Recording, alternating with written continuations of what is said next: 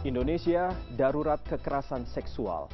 Kasus predator seks yang memangsa 31 anak di Jepara ini menambah panjang daftar kasus serupa di tanah air yang mengorbankan anak-anak. Ini mencerminkan lemahnya sistem perlindungan, rendahnya kesadaran masyarakat, serta belum optimalnya penegakan hukum terhadap pelaku.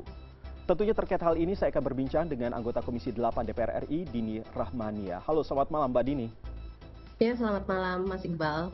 Mbak Dini, ini seperti yang tadi sudah disampaikan bahwa Indonesia darurat kekerasan seksual. Sebenarnya apa tanggapan dari DPR sendiri? Apa yang akan dilakukan pihak DPR agar hal ini bisa benar-benar tuntas terkait dengan hukuman terhadap pelaku maupun keadilan bagi para korban?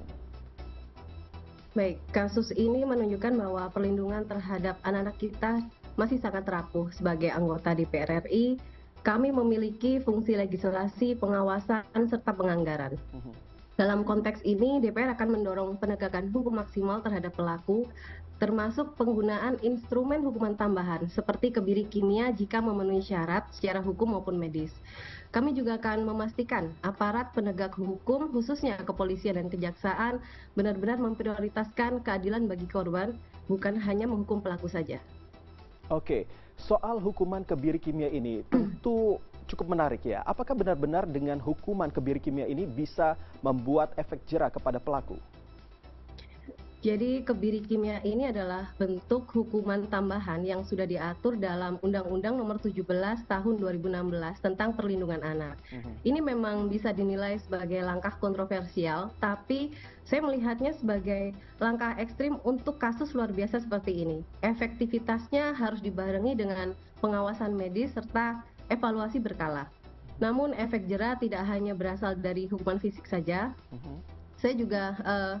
Tapi juga kepastian hukum dan kecepatan proses hukum. DPR berkomitmen mengawasi implementasi hukuman ini agar benar-benar dijalankan sesuai regulasi. Kami juga mendorong aparat penegak hukum untuk tidak ragu menindak tegas para pelaku kejahatan seksual terhadap anak.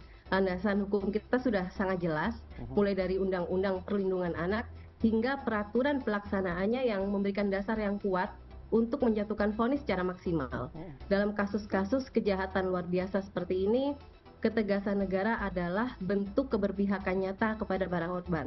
Oke, kalau memang ketegasan dari negara itu terkait dengan hukuman, misalnya kebiri kimia, bagaimana dengan lingkungan tempat pelaku tinggal, keluarga? Bukannya ini juga termasuk hal yang bisa mendukung terjadinya hal-hal yang tentunya tidak kita inginkan, begitu Mbak Dini? Ya, kita juga berharap keadilan bagi para korban ini bukan hanya menghukum pelaku, tapi juga bisa memulihkan kondisi mental, sosial para korban. Kami berharap adanya pendamping hukum dan pendamping psikososial ini bisa diberikan pada korban saat korban menjalani pemeriksaan.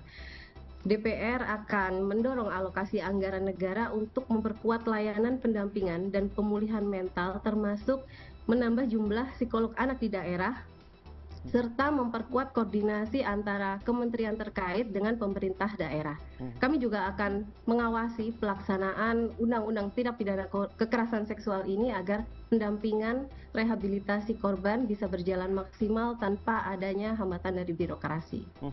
Anda sebagai anggota DPR tentu bisa juga mengetahui apa sebenarnya penyebab awal kenapa hal ini bisa terus terjadi.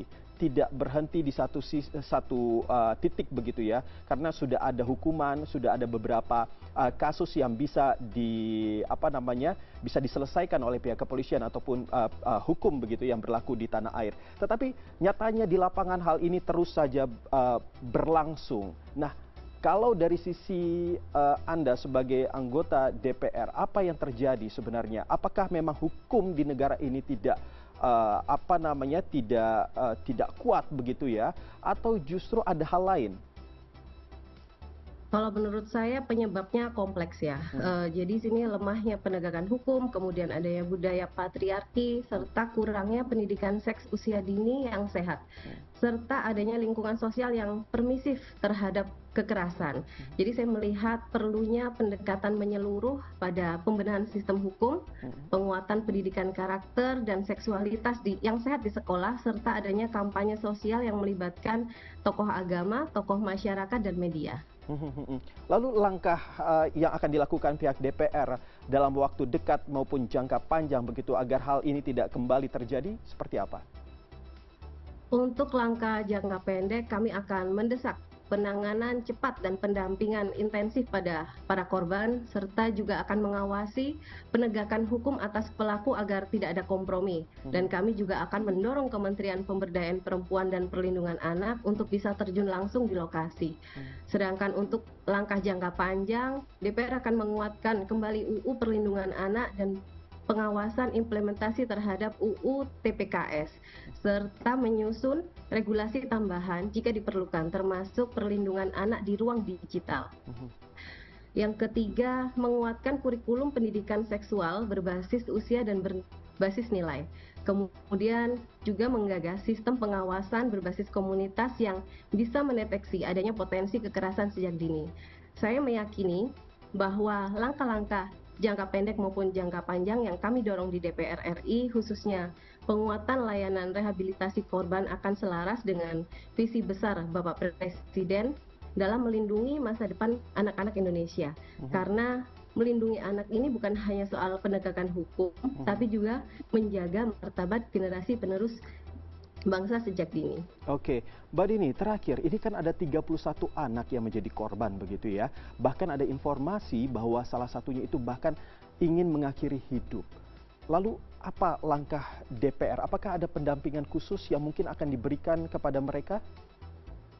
Tentu kami juga akan meminta pemerintah daerah serta juga kementerian terkait seperti Kementerian Pemberdayaan Perempuan dan Perlindungan Anak serta Kemensos untuk secara intensif bisa mendampingi mereka, tidak hanya pada saat pemeriksaan tapi juga pasca trauma menghadapi kejadian tersebut.